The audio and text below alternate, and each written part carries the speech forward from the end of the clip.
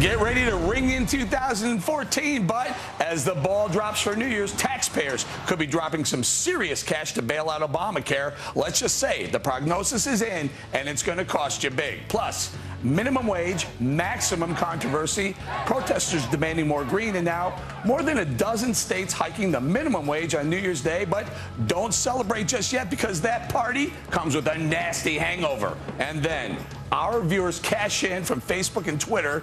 You pick the hottest stories of 2013. We'll debate them right here. Cashing in, making you a part of our show, starts right now. Hi, everyone. I'm Eric Bowling. Welcome to Cashing In. Our Cashing In crew this week: Wayne Rogers, Jonathan Honig, Michelle Fields, and Jamu Green. Welcome, everybody. If you think Obamacare cost America a lot this year, just wait until 2014. The new year ringing in without enough people signing up. We've been warning you all year. Now listen to Charles Krauthammer sounding the alarm. The insurers understand that they are going to be completely ruined. And what's going to happen as a result of this? There's only one way out. A huge government bailout of the insurers is waiting at the end of next year. Michelle, is a huge government bailout of the insurers, is that on the horizon for us? Absolutely. The question isn't whether they're going to get a bailout. They will. The question is how much money they're going to get. A bailout is actually written into the Obamacare legislation with the risk corridors that says that when insurers lose any money the first 3 years of the implementation of Obamacare, taxpayers are going to be the one who have to pay for those losses. So what we're doing with Obamacare is we're privatizing profits and we're socializing losses. Yeah, wait, and Michelle makes a very good point. Insurers are backstopped by the American taxpayer. So when they did all the numbers on how much Obamacare was going to cost, I don't even think they put a price tag on this. This could be tens of billions of dollars. That is correct, Eric, and they did not put a price tag on it. You're right, but I don't necessarily think that's going to be the answer. I think the answer could be that we go to a single-pay system. In other words, they throw up their hands and say none of this works, and as a consequence, we're going to have to make all of these bailouts. Therefore, we're going to a single-pay system. That will even be worse. The terrible part about this is it supports a theory that I've always had that you know, we're headed towards a fascist government. And when I say a fascist government, I mean it in economic terms, not political terms, that you have the government in cahoots with major corporations and major unions, and they are dictating what the policy is going to be. Right. Jamu, let's go to you. I believe you're, if I'm not mistaken, you're in that liberal little nest within the state of Texas, Austin, Texas. Tell us, does anyone have any idea how much Obamacare is really going to cost? Well, Merry Christmas to you, Eric, from Austin, and it is a liberal nest.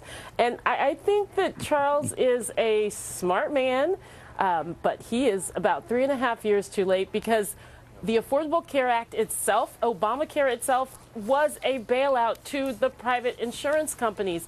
They were losing premiums because employers were pulling out, dropping their insurance plans, and this Health Care Act pulled millions of people into private health insurance without a countervailing government option. So I actually think the direction that Wayne pointed out would be a great thing. We do need single payer in this country, but conservative forces did not allow that to happen. John, the bailout for insurance companies already happened. I wonder if, as Jamu points out, it's a bailout for insurers, it's a bailout for the American taxpayer, paying redistribution to the people who don't have health care.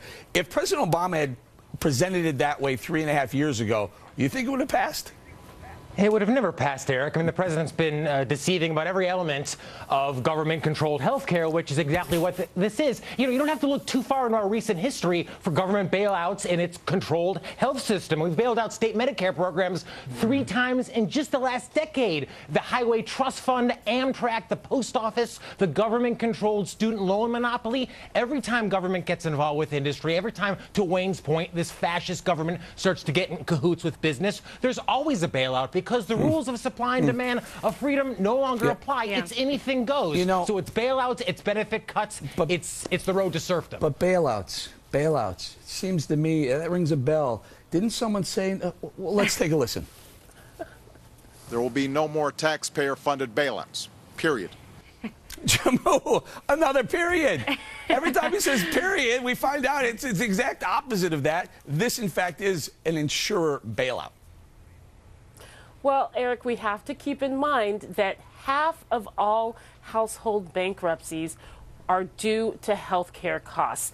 Our health care system was untenable before the Affordable Care Act passed. Yeah, So but yes, while it Obamacare may is be not a going to make bailout it to cheaper. private insurance, we are moving in the right direction by having now 30 million more people with health insurance. It's a step in the right direction. It's not perfect. I don't want to interrupt, but I also don't want, Jamu, I love you, but that's the liberal talking point that's passed around. I hear 50, 60% of bankruptcies, household bankruptcies, are due to insurance or medical costs, and that figure is flat out just not right. I'm not blaming you, but I'm sure the liberals that send it to you tried to get it right, but they got it wrong. Michelle, let's talk about it a little bit. Where is this all going? Where is this headed? How does this end? What's the end game here?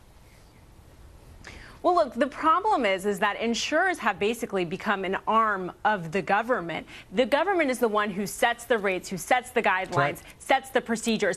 And the problem with that is that if they're in trouble, you bet that Obama is going to come with a lifeboat filled with taxpayer dollars to bail them out. And it's the American taxpayer dollars, the money that they work hard for, and it's going to go to insurance companies because this administration is the one who got us into this mess. How is that fair, Jamu? Yeah, and hold on.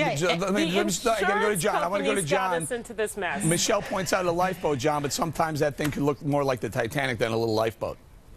Yes, of course. I mean, the safety net, the much heralded safety net, is anything but safe, Eric, because it requires government force to keep these Ponzi schemes going. Obamacare is now another Ponzi scheme, and the alternative is not the kind of government-controlled health care we had before, but an actual free market in health care we haven't had in decades, in which bad companies, bad operators wouldn't survive. And individuals would actually have their own choice about their own health. None of that happens with Obamacare. It's force brought to health care. That's why it's already failing before our eyes, and a bailout is imminent. Last thought, Wayne.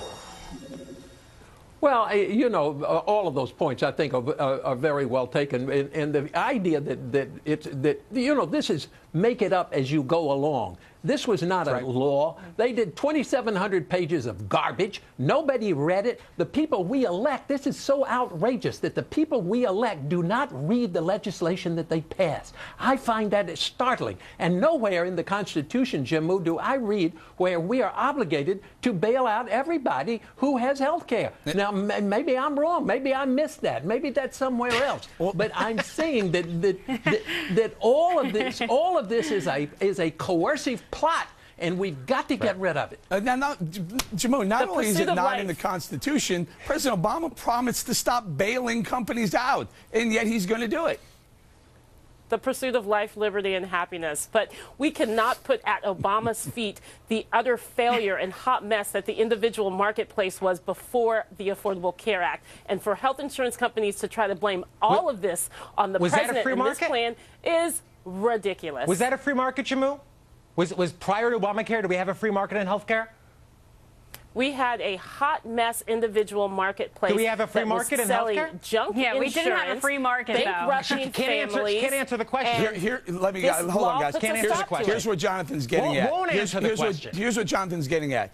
Prior to Obamacare, insurers couldn't sell insurance across state lines, and that's why it wasn't a free market, and that's why costs were soaring. One of the reasons why. One of the many reasons. All right, we're going to have to leave it there. That is correct.